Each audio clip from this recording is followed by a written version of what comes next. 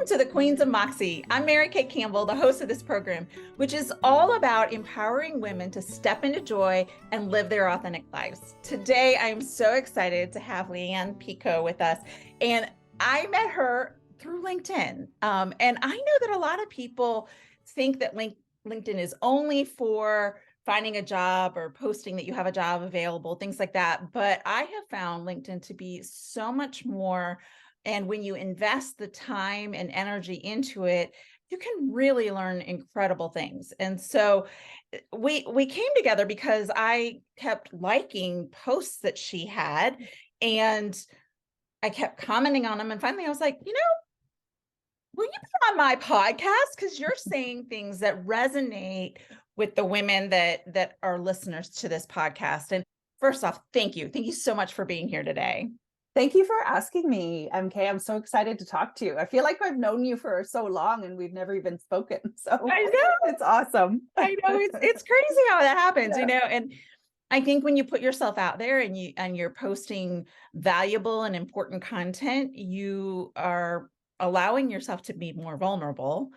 Yes. And it allows people to connect with you. And so before we get too far into this, just give us a really quick synopsis of like what your background is and how you got to where you are, because what you're embarking on right now is phenomenal and I can't wait to talk about it. But just give us a little background. Oh, and you're in Canada too. I am. Yes, I'm near Toronto. Thank you. Yes. So it's a little challenging to do a quick synopsis, but I'm going to try because I'm originally from Canada, but I lived over in the UK for about 15 years. And I'm going to tell you that, when I heard the name of your podcast, Queens of Moxie, I also did a lot of reflecting because I was just like, do I have Moxie? And I really thought a lot about my history, and I was like really enjoying my travel back in time and thinking about when I had Moxie throughout my life and what impacted it. So I've spent a lot of years in working around social justice. So in the UK, I spent 15 years as a nonprofit executive director and CEO, regional organizations plus national organizations. And then when I came back to Canada, I had that thing happen that when you immigrate, and it was weird, I was a white Canadian woman and still struggled to find work that was the same level, which I'd been working in the UK, and I had a baby in hand. So I came back and I kind of was underemployed, but really enjoyed being an executive director again in the nonprofit sector until I hit my 40s, when I started having some I was knocking heads with my boards of directors, who are often corporate folk, young corporate, older, it didn't really matter. And so at that stage, I kind of went through some challenging times. I became a single mom. And so then I started my own business. And I'll tell you what, like, it's funny, we haven't talked about this, but when I was let go and I was like, I'm not doing this anymore. I'm not doing this anymore. I'm going to start my own business. And then having been an executive director, I was like, okay, I'm a generalist. I don't have any specialties. So what do I love doing? And I was like, I love writing. Oh, okay. So I'm going to be a writer. And I'm going to share with you one of the funniest things. So I started a business as a writer. Literally, I'd been a nonprofit leader for many years, practitioner. And I would walk into rooms and they'd be like, oh, you're the writer. And I would look behind, I'd be, oh, yes, I am. Yes, I am. So I spent a number of years, I went back to like $15 an hour, $20 an hour, like working all the time. And I came to a place where I was like, it's not the writing, it's the story. Yeah. So again, I think our path has intersected because then I became very interested in story. So I started, as you do, I started a radio show because I was like, I just need to talk to all these people around the world about story. These brilliant people like Annette Simmons, Story Factor, inspired me. And ever since then, I've kind of been really spent a lot of years running my own business, but the business has continually changed. So it was writing, then it was storytelling, then it was consulting, and I've been a consultant for the past decade now. But then I realized it's actually leadership. And as a kind of a social change type, I realized leadership is the thing. And I'll tell you when I realized that. It was November 2016. In your country, you had an election. And I I saw someone be elected. It was kind of that play on the incompetent man over the very competent woman. Yeah. And, whatever we think about the personalities, there was just something about that made me think, what was the story that people had to have in their mind that they would vote for someone who was so ill-equipped and inexperienced, but they thought of him as more qualified than a woman who had been in public service her whole life, and that she had actually sat in the White House and done the work. Yeah. So that started me on a new journey, which was about women and thinking about women in leadership. And that's what I've been doing the last few years, is really thinking about that intersection of gender and leadership, and in an intersectional way around race, as well, ageism. Like there's a lot going on. So that's when I launched my new thing called the Leadership Makerspace, which we can talk about in a bit. Right. But my main thing is about making leadership development accessible to women and not relying on the system to tell us if we're leaders. So that's kind of my next 20 years. I'm just like, okay, maybe I have 20 more years of work in me. This is what I'm doing. This is my legacy. This is what I need to do, because I truly believe that we need more women in leadership positions all over, either in positions or doing the leadership role in communities, if we're going to have a better workplace as well as world. So that's my mission. That's what I'm doing, elevating women. Absolutely. Hold on one second. I thought my computer was plugged in. It is not. I'm so sorry. I was like, no, that's okay. I was like, all of a sudden I get this notice that it's about to die. I'm like, that's not good. It's just our situation today, I guess. All right, there we go. No problem. No worries. Here we go. Now it will be fine. So tell me about, you're talking about leadership. You're talking about, what was your wake up call, which, quite frankly, was a wake up call to a lot of us. And the years that unfolded after that, unfortunately, our country is very divided. You either thought it was great or you were horrified. And and our country's never been as divided as, well, maybe the Civil War, but it's just not been in my lifetime this horrific. And I would have never called myself someone who, was, I didn't do anything like marching or anything like that. And that January of 17, I marched in DC. And it was a very interesting experience because I was surrounded by thousands and thousands of peaceful protesters. And the signs that people were carrying and the way people were interacting, it was like, oh, hold on, come on over here, there's a little room. Oh, wait, you're getting separated from your child. It was wild, because it was just this calm, supportive environment, but we were all just like, you've got to be kidding me. And so being in this country through all of that, and then the pandemic and the way that in which it was handled, and there were a lot of things about it that were and continue to be shocking. And I don't want to necessarily talk about politics on the podcast because I want to be sensitive to the fact that there are a lot of different people with a lot of different views. But what I think is important is what's happening to women and what the narrative is and how we've been described and the things that we've subscribed to consciously or subconsciously. And then, you're embarking on your PhD on this. Like, yes, I am. Big deal. And so tell all of us a little bit about what your PhD is going to be looking at. Well, again, the inspiration was that moment, and it was story plus leadership plus gender. It's that kind of moment in time and plus race. I mean, it's no coincidence that it's a white man after a Black man has led. And it's not about the US, like, just to say that it was I had been doing my master's, and I I never, like, I was a working class kid. Like I got good marks, but I always felt like I was other. I went to a really good university and played pool all night because I didn't feel like I fit in. So for me, I have been a social justice person my entire life. And so when I went to the UK, I spent a lot of years working with women in homelessness, working with young women around mental health, helping young women have a view, share their point of view on poverty and things like that. So I've historically done this work, so I have been in it.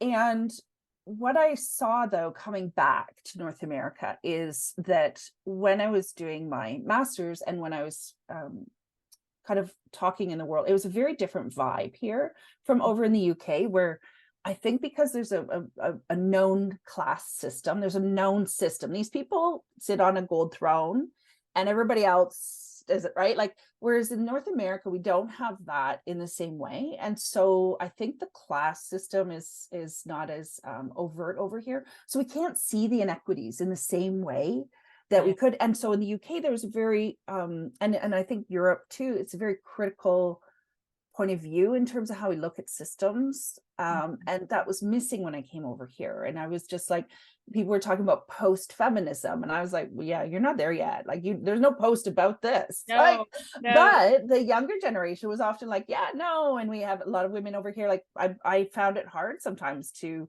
have cohorts who would talk to me about, like, whereas in the UK, I would go out with my friends and we'd have a bottle of wine and make the world a better place throughout, several glasses. But the conversations were not being had here in the same way. And I think it's because we all thought we're like, in Canada, we do it too. We're like, we've got a great country. Everything's fair. Everything's, So in a way, that exposure to that moment in time and what happened afterwards almost gave me permission to kind of go, okay, now everybody can see it, or a lot of us can see it. Let's say it that way. I want to go and find out what that story is. Because the other piece that's happening in organizations is that women, so we have and we were talking about it a bit before, like our generation, Gen X, is the first, and younger boomers are the first generation of women to actually be expected to have careers. We were told to go to university or college. We were told to go get a job. We're the first ones. So like our heads hurt from bumping. But what's happening is, as you've probably seen, and as a lot of us are being pushed out of the workplace.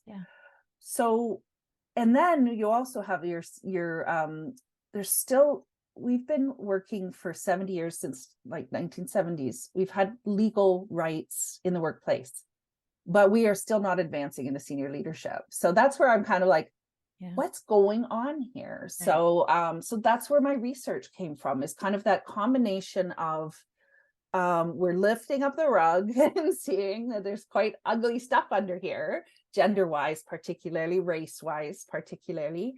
And now let's add in, as women start having children, as women start getting older, now we're getting pushed out. So what's going on here around the story of leader that women are not being advancing despite all of the effort all of the time?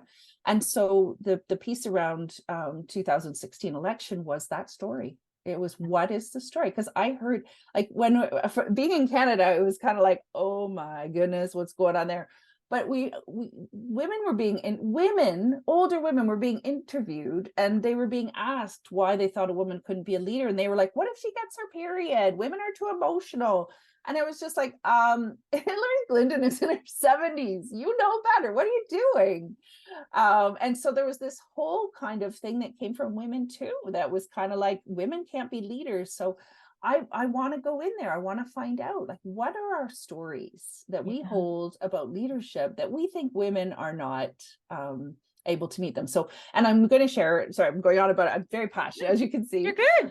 But one of the things, the pieces of research I came across, which was a very important one for my, for kind of honing my lens, was there's some research coming out of, there's a number from Yale, Minnesota, and I think it was MIT, talking about potential and the promotion gap. And that there was this whole piece around women were, there's this research that said that women were overperforming. They were doing amazing work.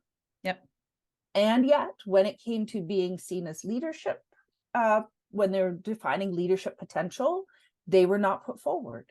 Right. And part of that was because of the baby track. So they're still like it, we may not do it overtly, it's still there. It's like she's gonna leave and have a baby. Whether or not that woman has decided to or not, like, it's kind of making a decision for her. And then also they would be more concerned about the men who are less competent and not performing leaving. So so what they're doing is giving them raises and promotions. So they value the less Men. competent men Mm-hmm. over high performing women that may leave for a year. Right. Right. And so, it's those stories I want to get to. And then also Yeah. that, we have a very masculinized world, and Mm-hmm. leadership is often very masculinized. And that's why your former president, things like charismatic and powerful and successful, whatever that means. Those are the stories I want to find is, what's happening Yeah. when we think about the word leader. So, Well, and I think about a lot of things in what you've just said. Some of it is I've been a single mom since my kids were 2 and 5, so yeah, 15 years, 16 yeah, years, whatever, and doing it all. And I yes, was in the C-suite for a yeah, while, and I was miserable. And I think a lot of it was that I everything fell on me, yeah, and it's it's a lot. And yeah, so, when my accident happened, I was like, I don't want to go back into that environment. I don't want to go back and be everything to everyone. I want to do this narrow thing and do the things that I'm passionate about, like yeah, Queens of Moxie, yeah, and have more balance. But there is that perception, and then I absolutely had it was I had to have the higher paying job, which is a yeah, logistical, it's an actual real thing. You need the income, yes, yes, yes, and when it's a single income, as you well know, it's much yeah, more difficult because you've got to be a higher earner to provide for your family. But it's the matter of the higher income, the higher title, the prestige that comes along with that. And let's be real, the ego that's associated with, hey, I'm in this hmm, executive level position. yeah, And there are a lot of things in life that humble you. And one of them was that we went through, it was not a merger, but it was a merger, and they eliminated the marketing team, and that included correct, me. yeah, And you want to talk about being humbled. I went from yeah, being an executive to um, a position that made so much less. And it was the way it was titled. I had to clock in and clock out. And I thought, yeah, oh my God, it was horrible.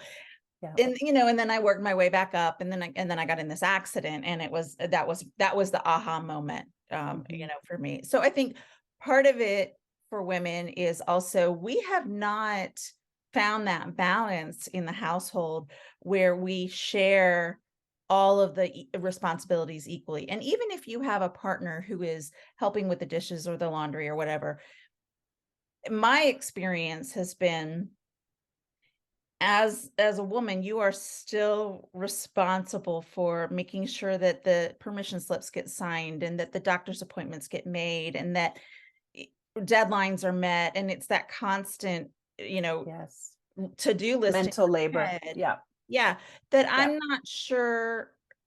And I'm making very big generalizations here, and I recognize hmm, that. yeah, But I'm not sure that that responsibility falls equally on, I'm sure it doesn't. no, it doesn't, no, I'm not even sure men really think about, oh, it's almost time for the annual exam for the kids. I need to make an appointment. And oh, by the way, they all get booked really far in advance. So I need to call like 3 months in advance, whatever. yeah, I'm confident that my ex-husband never thought about those things, right, yes, yeah, for sure, and I did. sure, So it yeah, was, yeah. so what are your thoughts on being a leader, but still having all of these other responsibilities that are tangible, physical, but also the mental drain that happens when you are responsible for your household? Yeah, and it's a great comment and a great question. I think that it is the question of our time, really. So I don't have an easy answer for it, which is other than thinking that, we need to look at what leadership means in a more expansive way. And so part of that is valuing leadership outside of the structure of work, community leadership, leadership in the home, cause-related leadership. As a nonprofit executive for many years, when I was in the UK, I was sipping champagne. This is probably not what a nonprofit executive should talk about, but I'm going to tell you, I was on a national youth. I worked with young people, and I was on a national youth, a big report around how to have more young people involved in volunteering in youth action. And I would sit at a table with the CEOs of Scottish Power, RBC, not RBC, Barclays Bank, like they were all, and they would listen to me because I had experience of grassroots work. And we finished that. We were all on the London Eye sipping champagne. And I was just like, and I was there with other fellow nonprofit people. We're just like, this is really weird, but I really like it. It was like, wow, this is awesome. Yeah. And then I come back here and I am told basically by some young corporate folk who are like at the first stage of leadership in their organizations, I'm kind of sat on by them. And they're like, don't trust me because I'm just a nonprofit person who, like, what do I know? And it was just this weird dichotomy of being celebrated over, in another space and then coming back here to be essentially denigrated. And I think that's what happens for women, and I got fired. I was let go. And the first time I was let go, because it's been a few times, because I do have a little bit more moxie than it comes out sometimes without my control. I am with you. So the moxie arises. I came to this place where I was like, wait a minute, how can I be fired? Like, I'm a good girl. I did really well. Like, I did good work here. I brought in money. I'm a good leader. Yeah. I have, like, how am I? Yeah. And what they said to me was they didn't like my tone. Yeah. Yep. It was my tone. And they would let me stay if I behaved myself. Yes. Yes. I had been the CEO of a national organization, England, Scotland, and Wales, and sitting on these massive tables, and these young men, basically, and a couple of young women that were very competitive oriented, they were very corporate oriented, were just like, you are not good enough. They wouldn't let me make any decisions. They wouldn't let me do anything. So I get it. I understand. Yeah. And I don't think necessarily moving women into that. And as you say, like, I'm on my own too. And I've had to take all the things. Like, I was running back home to try and get to daycare on time. So I wasn't, penalized $10 because I didn't have it. I didn't have $10 because I got fired and I was starting a new business. Like, it's really scary and chaotic. Yeah. But the reality is we can't sit it out either. Like, we have to be careful about sitting it out. Because if we always sit it out, it's not going to change and it's not going to get better. Right. So wherever we can step into that leadership mindset and kind of think about ourselves as leaders, whether it's our own business, whether it's in an organization, whether it's in our own home, whether it's in our community, I think we need to reclaim the word. Because I'm going to tell you, like, I have 4 nieces. And I look at them and I just like, they came out like, and I'm a big one around leaders are not born, they're made. But I'm challenged when I look at my nieces because they are leaders. They step up, they volunteer, they work, they do their schoolwork. And I look at them and I just think, at what point are they going to be sat on by the system? Absolutely. And so that's my cause, is to try and disrupt the system and ask good questions. And I'm on a whole piece around unlearning leadership for this reason. Because for women, the thing is that yes, we have all of those responsibilities. And I am going to, not to pick on it, but I want to just share, because what you said was, I know men who help with the dishes. That's where we, for all of us, right? We need to go, okay, now they're also your dishes. Right. And so we often frame it, right? It's kind of like, so it's that pushing back and pushing and it's uncomfortable and we don't like it, but that's what we've got to do. And especially for those of us in our age group, we've got to be uncomfortable and push, as I call it, especially white women, especially, let's go, come on, have Well, our voice. We were I sat on as remember, young kids, right? yeah, So yeah. Well, and yeah. we're setting the example for the younger generation too. Mm-hmm. Mm-hmm. I have two kids. My youngest is non-binary, but uh, they see what happens to me, the way I behave, and all that. And I think, no wonder, no wonder you want to not identify with anything. No, that's right. That's right. And I think that's the way of the future, is like, I see Yeah. non-binary as the future, and those who are have the bravery to identify themselves that way now are Yeah. trendsetters. But as we know, when you're not trendsetters, trailblazers, Right. but it's hard to be Yeah. that person, which is Yes. why the way the world is right now. And there's no, I'm going to tell you, like, my thing is, I've always had a big mouth, and it's always served me well and got me in trouble, both Yep. things, Yep. right? Yep. But I do believe that we have to speak up, we have to talk, we have to, Mhm. we grew up with parents that said, don't talk about politics, don't talk about religion, don't talk about money, don't talk about, Yeah. don't. And Right. so then we've all not talked about it, Right. and look what's happened. It's Yeah. like the hoarding of money, the hoarding of property, the Christian I don't know what, the hijack of Christianity. And like, it's kind of like there's a lot of stuff that we're not supposed to talk about that all of a sudden we're all seeing because Hmm. only certain people benefited from it. That's So interesting. when we don't talk about it, Yeah. the inequity stays. So that's why it's so Interesting. important to talk about it, and why, for me, I've just decided to be less scared.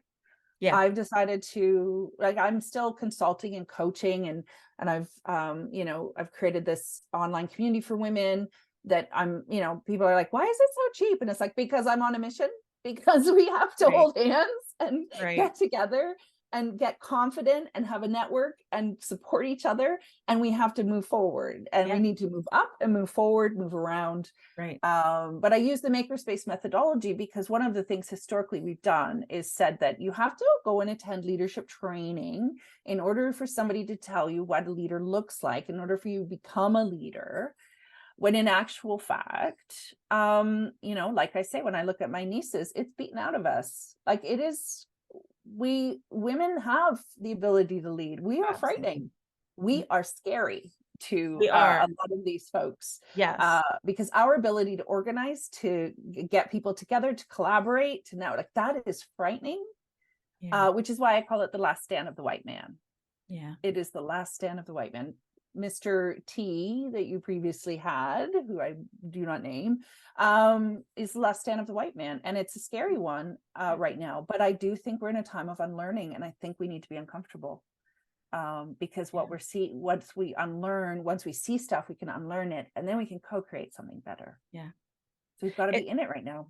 it's so interesting because when my very first real job, my first performance evaluation, I was hitting it out of the park. I was doing all this great stuff.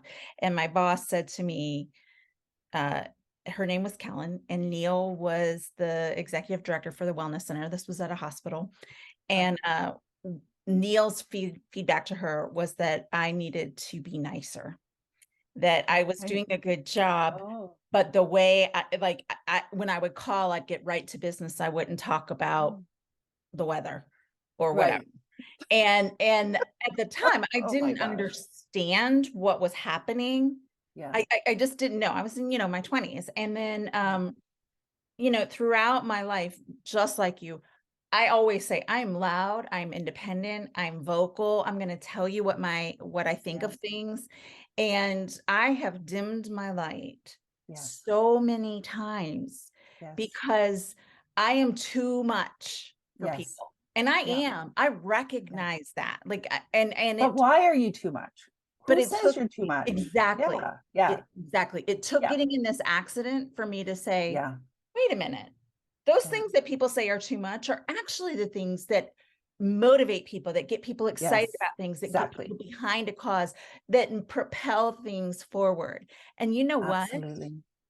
the things that you think are not great about me are my greatest strengths. And so what it Yes. means to me is Yes. I'm not in the right place, or Yeah, we need to exactly. change, the dialogue, right? Yeah. And so Yes. I love it. there's a quote that I cite a lot. It's called "Go where you are celebrated, not merely tolerated."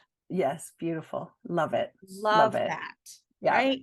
Yeah. And I also have this other one where it's got a box of crayons and a box of sharpened pencils. And underneath the crayons, it says, "I wish I was more precise." And underneath the box of pencils, it says, "I wish I was more creative." Yeah, absolutely. Always, always. And then, I love the Nelson Mandela quote around making yourself small. Like, who tells you that Yes. your beauty, your smarts, are too Right. much for the world? Right. Like, don't make yourself small. But, the thing is, I think we touched on it earlier, that piece around fear. Yeah. So I was fearless in my 20s. I was fearless. I was advocating for others. Yeah. And even in my 30s, it was when I had a child and when I came back to North America, which was like coming back to Canada. And we're nice in Canada. You need to be Right. nice, You right? are. And be grateful that we're in Yes. such a good country, right? Yes. Yeah. And so when I came back and with my child, and then I was on my own, like, there's something that's scared. Like, when I first was let go and I realized that who I was, like literally the guy said, "Your tone, and if you behave yourself, and as a board we can do whatever we want." And it was just like, whoa, it was this really quite scary situation around thinking about, I don't have any power here. I don't have any power in this situation. And also, like, this group of people didn't care in the same way that I did about the people that we were serving. Right. And so this disconnect around, and this is where the gendered stuff comes in, around masculinized world and workplaces versus Yeah. a more feminized. And I really don't like generalizing. And one is not better than the other, right? Right. There's a lot of I have a son, and I look at him and I just think, I love young men. I love the potential they have. I love the consideration. I love all that stuff. But the reality is that the world, when it's built from that masculinized perspective, and the people occupying the decision-making roles are, especially right now, like older white men who have built their organizations and their world to suit their gaze. Yeah. We have to pay attention to that. Yeah. And so one of the defining moments for me in my business, because I have been trying to, like, I've been doing some gender stuff. I've been doing some, and I kind of would like, and I've been on LinkedIn for a long time. And like you said, it's like really great connecting and really great stuff. But I would like just be like, oh, I hope nobody gets upset, or, oh, I hope, it'd be like, and the anxiety. And then one day I sat and I thought about it, and I thought, I am creating my business for the male gaze. Wow. And then I was like, whoa, like, I can't do a business based on elevating women and enabling women to feel like, to step back into their leadership power, to Yeah. feel their leadership power by adhering to the male gaze. And I realized just how, like, insidious it is. This kind of like, I need to be a good girl. I need to watch my tone. I need to be pretty. I need to be skinny. I need to, like, all of this stuff. And again, it's systemic. It's not for individual men, but it is the systemic Right. piece. So when that moment hit me, I was just like, okay, I'm in. I'm all in. I'm all in. Like, I'm going. So that's the piece, I think, that, and when we talk about business owners and in terms of who I'm working with, has shifted too, because I was thinking that, even for my PhD, I'm adjusting my thoughts around it, because I was thinking that advancement was the thing. But what if it's not? Like, what if it's not a pipeline or a ladder? What if it's a zigzag? Like, what if, and this is what I like in the UK, like mobility was a big thing in the UK. You moved every 3 years. Like, you didn't stay for 25 years in a job. People would be like, why have you been there so long? So this North America centric view that you have to be somewhere and stay and move up it's not the same everywhere. Not everywhere looks at it that way. In other countries, there are roles that are, that have power, or technical roles, that provide opportunity for people, or you move over. You're kind of like, this culture is pretty crappy right now, so I'm going to go over here. I'm going to go over there, and you shop for, the culture that fits, or like you say, do your own thing. But the reality is that's very hard, and we can't make it the mecca either for women, because we're not paid as much. We don't have as much in terms of pension. We don't have as much, like, we are financially behind in a lot of ways, right? And if we put child caring time off and all of that kind of stuff. So anyway, I feel like I'm ranting a little bit, but it's all this kind of piece around stepping back and looking at the whole system, and which part of the system do we want to make an impact on? Where can we help? Where can we feel like we're making a difference? And I think for women, that is the number one piece. And a lot of young men now, it's the same. They're kind of grown up and looking and saying, I want to make a difference too. But we need to hold on to our strengths as collaborators, organizers. Like you said, like when you think about that march and the thousands and thousands of people that were out there, a lot of them were women, and they were making room. They were making room for other women. They were not saying, don't come in here. This is my space. And fundamentally, that's the bit that's most scary, I think, to the powers that be right now, and why we're going to, the world is going to change, because we're building this generation that care more about linking arms rather than pushing past everybody to get to the front. And I think I know you know who I mean. There's no question. Yes. We're not going there. I know, but it's almost comical how many, like, it's so easy. I was just like, thank you for all the what not to do examples. I call it the what not to do school of leadership. It's like, I'm not doing that. I'm not doing that. And we have a couple poster boys of that right now. So we do. And it was interesting. My ex-husband is narcissistic, and most likely narcissistic and bipolar. Not diagnosed, but I can, his behavior would indicate that those are some things that are going on with him. And it's very sad. Quite frankly, it's sad. It's hard to watch. It is. Yeah. And the things that came out of that president's mouth were things that came out of my ex's. Right. And I was watching it and I was horrified. And I was like, we have elected a playground bully. Yes. And so for me, it resonated on a very visceral level, that it was something like, and that's why I marched for my children and for the future generations, and to say absolutely not. And one of the best compliments my ex ever gave me, and I think this is hysterical because he quite frankly meant it as an insult. Yeah. And I don't even know how long ago it was, but he said to me, "You're nothing like the woman I married. I don't even know you."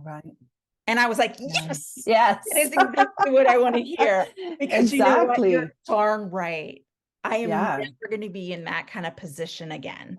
But aren't we supposed to grow and change? Like, that's kind of the point. We're not meant to stay static. And that's, I think that's what happens for women, is that, and we have it all the time. Like, who's in their prime? What is a woman's age when they're in their prime? And it's like 18 to 21. And it's like, I think over 50, we're going like that's.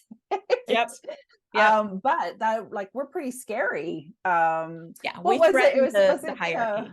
Fried green tomatoes and the Kathy Baker, and it's kind of like, I have never I bring up my Kathy Baker kind of woman, like I didn't know when I was a young person watching that movie and thinking about the woman that became this kind of like right. And we are very scary because we also cannot be controlled. Yes. So, like, when you talk about, and I do believe when you talk about that moment, you had a visceral reaction, but a lot of women, older women, were attracted to that caricature of a leader because that's what they know. Right. But also I'm going to just say this, we're like, and it doesn't get said a lot, but that is also who we fear the most, is that guy. Oh, Because we have dealt with him our whole lives. We have yes. dealt with that kind of guy who takes what he wants, who does Yes. what he wants, who doesn't care about anybody else, Yeah. who traumatizes people, who doesn't take responsibility, all of those things. And I see that in organizations. When I talk to younger women and they see leaders like that in their organizations, they're like, I don't want to go up there. And it's like, Right. but it could be different, Yeah. and I don't want to push them either, because it's traumatizing trying to deal. Yes. But that's why, for me, like, why I've created community. That's Right. why I'm trying to say, let's go together. Like, let's, and that for women like us who are kind of, we've come off that track because we're like, yeah, that's not a good track. I still want to try and make it better for particularly my nieces who are coming up, and I'm thinking, I don't want them hurt by this system, and I know they will be, but whatever I can do between now and when I'm not here anymore to kind of make sure that the world is a bit better, I'm going to do that. And and it's okay to make money doing that too, because that's the other part that I struggled with for a very long time. I was just like, I can't make money because I have to be a nonprofit. I have to zero out every month. And I'm like, I would really like to be paid well. And now I see it as a responsibility. And so for some of your listeners who might be, creating their own businesses and things like that, it's really important that we get to that stage where we go, we are valuable, and it's okay for resources to come to people who want to make a difference. That's okay. It's a resource. Money's a resource. Let's use it to make a difference. Right.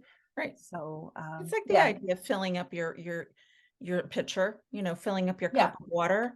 If you don't have any water in there, you can't give it to other people. You've got to sustain yourself. And the more that you are able, when you make more, you can do more. Absolutely I mean, it's just, it is the reality. And I do think that we have this idea that that's selfish or greedy, and that it's not, that we need to be altruistic, and you can be both profitable and altruistic and serving the better good. They're not exclusive. They can be the same. Absolutely. And we can see that in the women that are married to some of the billionaires. So the billionaire men are building rockets, and the women are giving away all their money to nonprofits. Like, I know. There's a case in point, right? Like, it's kind of like, okay, like, and again, for men, it's challenging too, because they've been told, they need to protect and all of that kind of stuff, but also status is a big thing. So one of the things that, I've been talking about recently is thinking about demask, and that's my unlearning stuff, is let's unlearn the masculinized default that we have around what leadership means, and relearn or co-create a new one. And I am seeing, we've talked a lot about American politics and some of the negative stuff that's happened, but I'm watching those kids in Tennessee, and I'm just like, that is leadership right there. I know. Those young men that were expelled, that's leadership. That's leadership. And it can cost. Right. Yes. Standing up and being a leader and advocating for others, advocating for yourself, it can cost you. It's cost me my job a couple times. It's cost relationships. But what I've come to is holding on to stuff just because I'm scared of losing it does not make it worth having. So that's where I think that, we've got to be braver as women, particularly in standing up and helping others, and basically making it okay for younger women to see that we have a voice. We are leaders. Whether we are given that position or not is not relevant. We're going to take our space, and we're going to use it as much as we can. And I do say that I think that that's one of the things that for our generation of business owners and leaders, that it's tough to do, because it's going against what we've been taught. But we got to do it to feel good about ourselves, I think. Right. So I like to ask my guests one last question, and it has to do with, what advice would you give to the women who are listening here today? And you've included lots of it throughout the conversation today, but if you had to give one nugget that would encourage women to break the mold, to step into their power, to take up space, whatever it is that you want to say, what would that be? You are not too much. You've never been too much. You will never be too much. Love that. You are like who you are is just enough for the life that you want to lead. And don't play small. Life is telling us to be quiet, sit down. And I want to just call on, that example in Tennessee. So you had 2 young Black men expelled from the house. They were uppity, basically, and the older white woman got to stay. And a lot of people are calling that out as racism, and that's what that is, absolutely. And I identify with that woman because she's a 60-year-old woman, not much older than us, and she is allowed to stay, but she has to sit down and behave. Yeah, right. So let's not behave. Let's stop behaving. Let's make some trouble. Oh, I love that. Let's make some trouble. Yeah, that's great. Well, I so appreciate you joining us today. It has been a delight. I really think that people are going to listen to this and get so much out of it. And what you're doing is so in line with Queens of Moxie. It is really truly about women stepping into that and stepping into joy, stepping into their power, living their authentic lives, meaning be loud or be quiet, be whatever it is that you are, own it, love it, and embrace all that you bring to the table. And so, I just so appreciate it. And thank you for coming. And it has been a great delight. And this is, like I said earlier, the Queens of Moxie. And we come out every Friday, and I hope that you will join us again next time. And if you haven't subscribed to the weekly newsletter, go to moxienewsletter.com and you can learn more about all the different podcasts, get a weekly inspirational email that's got a beautiful image, a great quote, and a link to the podcast. So thank you. Thanks, MK.